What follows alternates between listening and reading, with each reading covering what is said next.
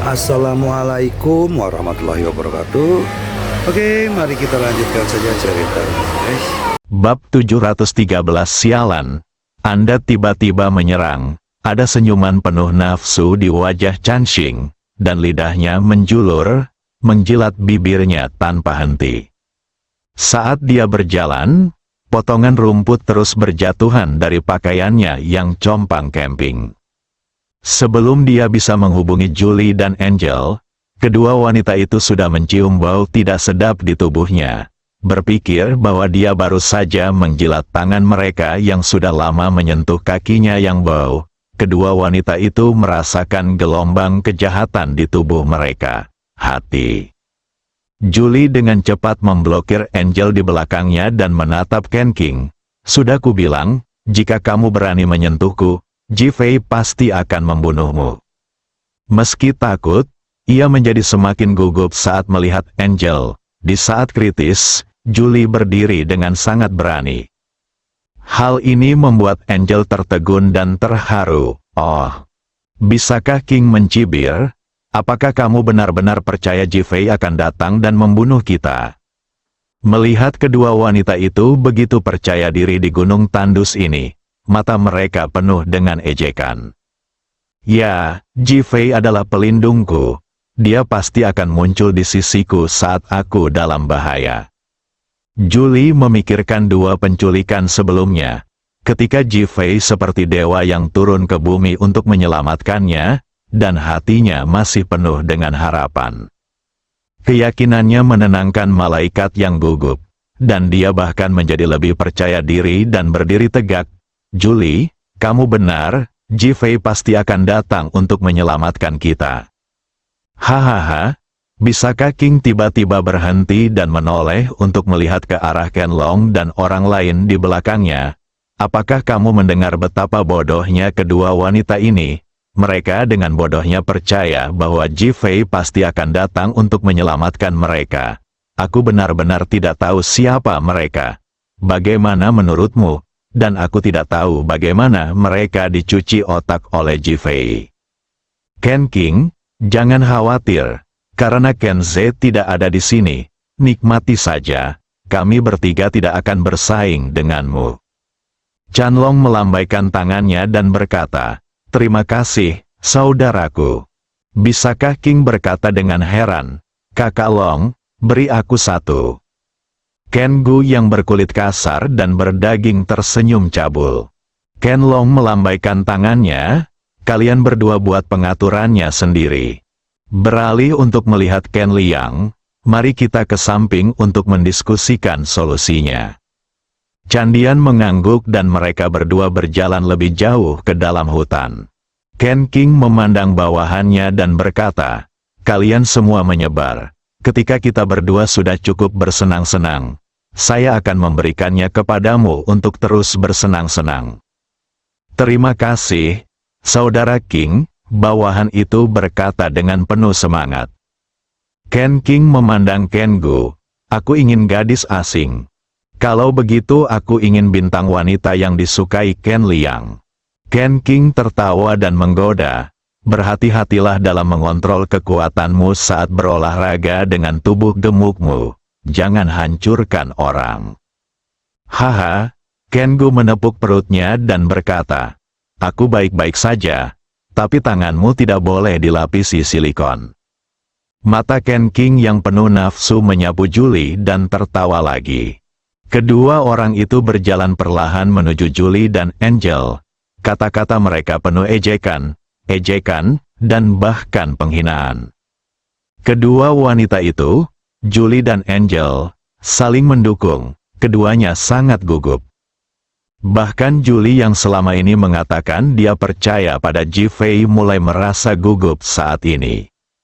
Dia awalnya hanya ingin menakut-nakuti pihak lain, tetapi dia tidak menyangka pihak lain tidak takut sama sekali, dan sekarang dia menjadi sedikit cemas.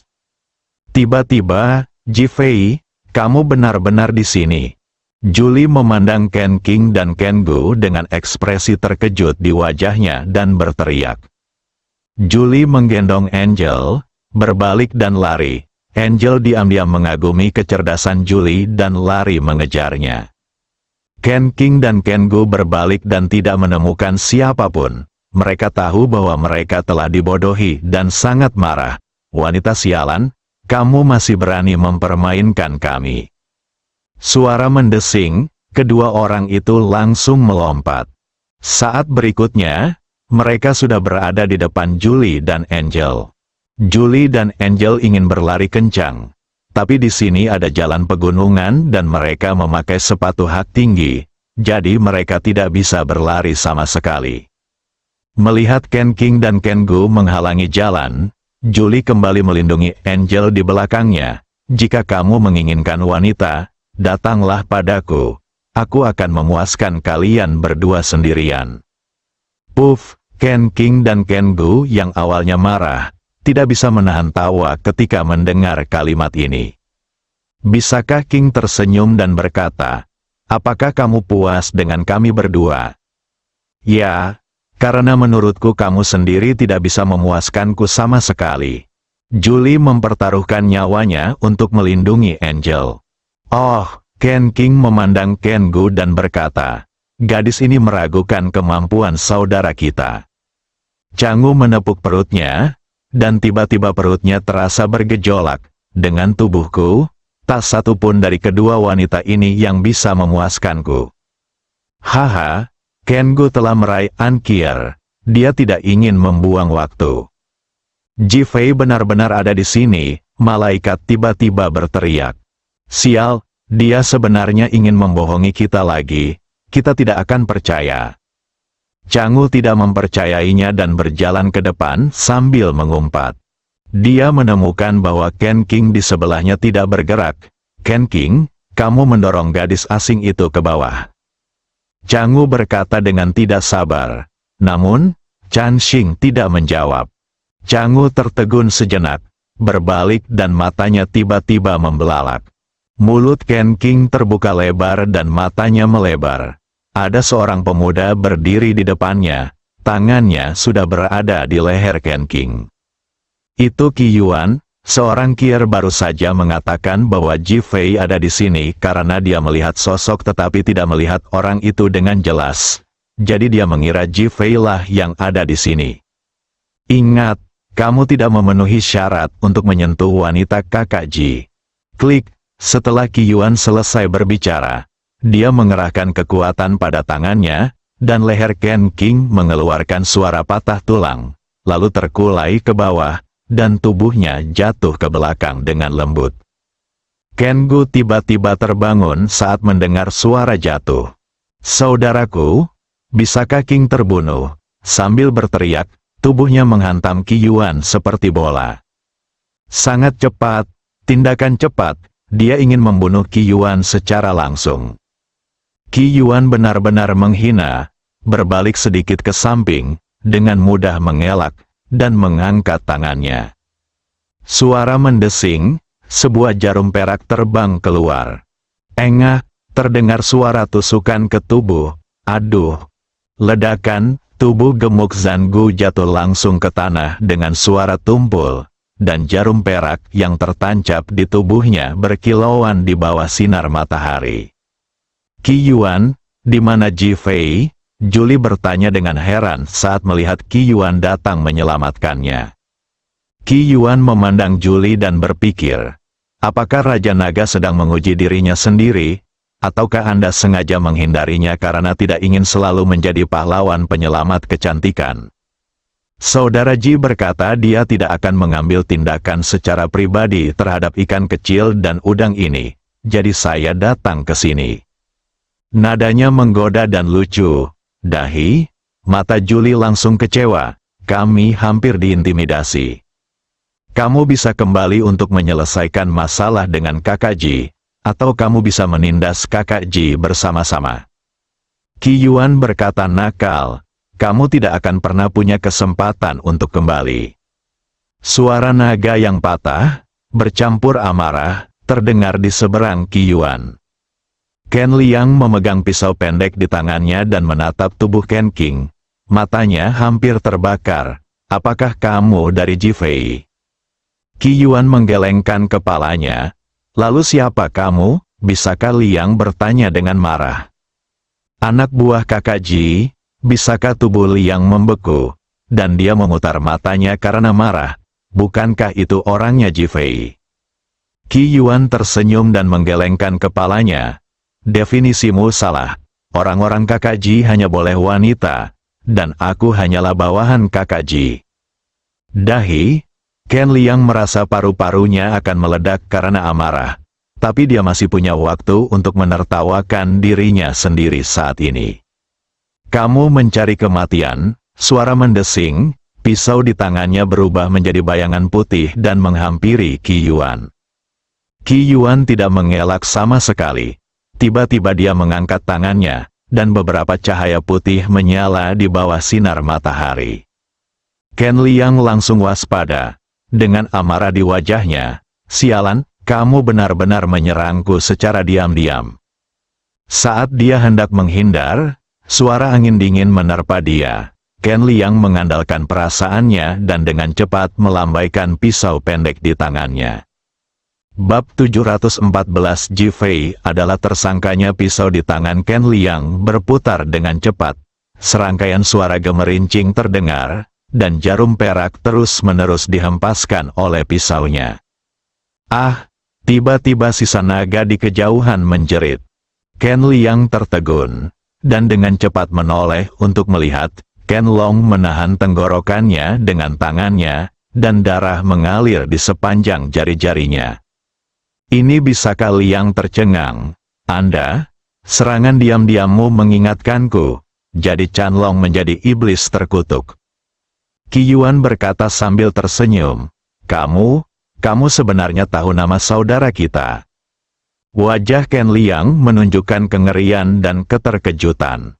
Qi Yuan mengangguk sambil tersenyum. Tentu saja, kamu ingin membunuh saudara Ji. Bagaimana mungkin kami tidak mengetahui hal seperti itu? Kamu? Siapa kamu? Ken Liang tiba-tiba merasa Qi Yuan di depannya tidak terduga, dan ada ketakutan di matanya. Kami adalah orang-orang yang tidak boleh kamu ganggu. Qi Yuan mencibir dan perlahan berjalan menuju Ken Liang. Tidak ada seorang pun yang tidak tersentuh, ketakutan muncul dalam dirinya. Mampu mengetahui identitas aslinya dan dengan mudah membunuh orang dari organisasinya sendiri pastilah sangat kuat. Tapi saudaranya terbunuh dan dia sangat marah. Suara mendesing. Ken Liang menarik kembali pikirannya, melambaikan pisau di tangannya, dan menebas Qi Yuan lagi. Qi Yuan hanya menggerakkan tubuhnya sedikit ke samping, lalu mengangkat tangannya, dan aliran bubuk kuning terbang menuju Ken Liang. Ken Liang mengira itu adalah jarum perak, jadi dia menggunakan pisau untuk melindungi dirinya sendiri, tapi ternyata itu adalah bubuk kuning. Ah, bersin! Ken Liang bersin dan ingin berbicara, tetapi tubuhnya perlahan terjatuh. Qi Yuan melambaikan tangannya pada Ken Liang. Bukankah memalukan bagi orang terbelakang seperti itu untuk tetap memasang wajah datar dan berpura-pura menjadi keren setiap hari? Ledakan, dia menginjak leher Ken Liang, dan dengan sekali klik, leher dan kepala Ken Liang terpisah. Untungnya, Julie dan Anqier telah melihat Ji Fei membunuh orang. Jika tidak, mereka akan ketakutan setengah mati. Terlalu kasar, sangat langsung, tetapi itu sangat keren. Julie mengacungkan jempol pada Qi Yuan. Sikap tidak tahu malu orang-orang ini barusan membuat mereka berdua sangat marah. Qi Yuan berjalan mendekat dan membunuh Ken Gu yang tidak sadarkan diri, lalu membuat tubuh mereka menghilang, bertepuk tangan, dan menatap kedua wanita itu. Ayo pergi, Julie mengacungkan jempol kepada Qi Yuan. Apakah kamu begitu kuat? Kupikir Ji Fei baru saja mengirim seseorang untuk melindungiku. Qi Yuan sedikit terdiam. Dia sebenarnya menganggap dirinya lemah. Dia berkata tanpa daya, kamu harus kembali dan berbicara dengan saudara Ji. Julie mengangguk. Aku akan mencari Ji Fei saat aku kembali. Aku harus berterima kasih padanya atas apa yang terjadi hari ini. Tapi dia juga ingin memberiku penjelasan karena membiarkan kami diculik. Apa dia tidak merasa malu? Julie memandang Angel. Bukankah kamu mengatakan bahwa kedua pengawalmu diatur oleh Ji Fei? Kamu lihat mereka jauh di belakang Qiyuan. Ji Fei pasti tidak mengirimimu pengawal yang baik. Angel masih tenggelam dalam apa yang terjadi, dan masih terasa seperti mimpi. Menakjubkan, dan Qiyuan, dengan cepat mempercepat langkahnya dan berjalan cepat ke depan. Dia sudah berdoa untuk Ji Fei. Jika dia terjerat dengan ini, mungkin cukup untuk minum sepoci. Ketiga orang itu turun dari gunung dan langsung berkendara ke kota Ningjiang. Qiyuan mengirim pesan kepada Ji Fei, memberitahunya bahwa misinya telah selesai. Saat ini, di ruang konferensi kantor polisi, An Wendong tidak bisa lagi duduk diam dan memandang Deng Hui. Apakah polisi tidak punya petunjuk sekarang? Berpikir bahwa putrinya telah diculik, dua orang yang masih hidup hilang, dan polisi tidak tahu sama sekali, kemampuan macam apa ini. Sangat tidak puas, bahkan marah, pakaian Deng Hui basah kuyup, dia sangat gugup dan takut. Kami telah memanggil kamera pengintai di berbagai persimpangan, tapi tidak ada petunjuk. Wajah seorang Wendong lebih gelap dari awan gelap pada suatu hari di bulan Juni, dan banyak pemimpin di tempat kejadian mulai merasa cemas. Mengesampingkan hubungan ayah-anak antara An Wendong dan An Qier, bahkan dengan status selebriti An Qier, akan menjadi insiden yang sangat serius jika hal seperti ini terjadi di kota Ningjiang menanganinya. Pergi dan undang Tuan Ji Fei, seorang Wendong benar-benar tidak punya pilihan sekarang. Deng Hui mengira Tuan An dan Ji Fei ada di kantornya, jadi dia hanya bisa berdiri dan pergi mengundang Ji Fei.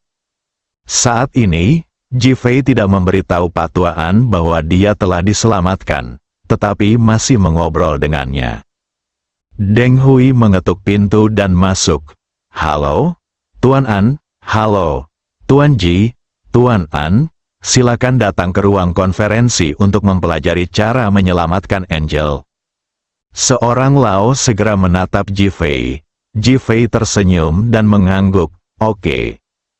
Setelah mengatakan itu, dia berdiri dan berjalan menuju pintu. Deng Hui menghela nafas lega. Awalnya dia khawatir Ji Fei tidak akan setuju, tapi dia tidak menyangka akan setuju dengan senang hati. Ketika Tuan An dan Ji Fei keluar, mata Deng Hui tertuju pada meja. Dia segera melihat borgol yang telah dilepaskan Ji Fei, dan matanya melebar. Semuanya telah menjadi bagian. Ini dia menatap punggung Ji Fei dengan mata ketakutan. Ketiga orang itu dengan cepat tiba di ruang konferensi. An Wendong telah menyiapkan tempat duduk. Tuan An memandang Ji Fei dan berkata, Tuan Ji, duduklah. Ji Fei langsung menggelengkan kepalanya. Saya tersangka di sini untuk bekerja sama dalam penyelidikan, jadi lebih baik tetap berdiri. Deng Hui yang mengikuti di belakang terhuyung mendengar kata-kata tersebut, dan dalam hatinya ia membenci polisi yang berada di bawahnya. Seorang Wendong segera berdiri. Tuan Ji sedang bercanda.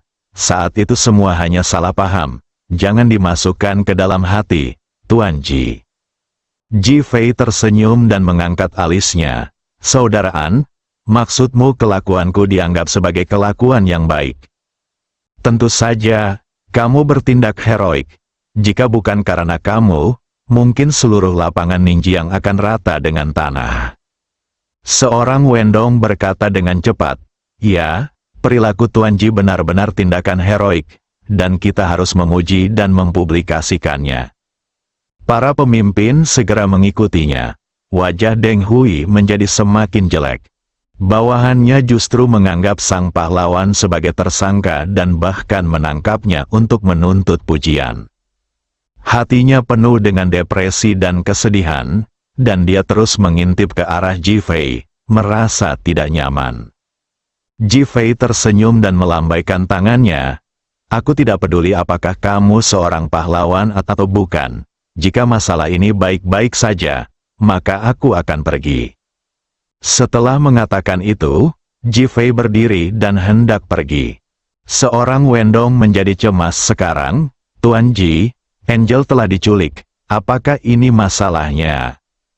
Dia tidak menyelesaikan kata-katanya, namun nadanya dipenuhi dengan permintaan, berharap dapat membantu menyelamatkan orang.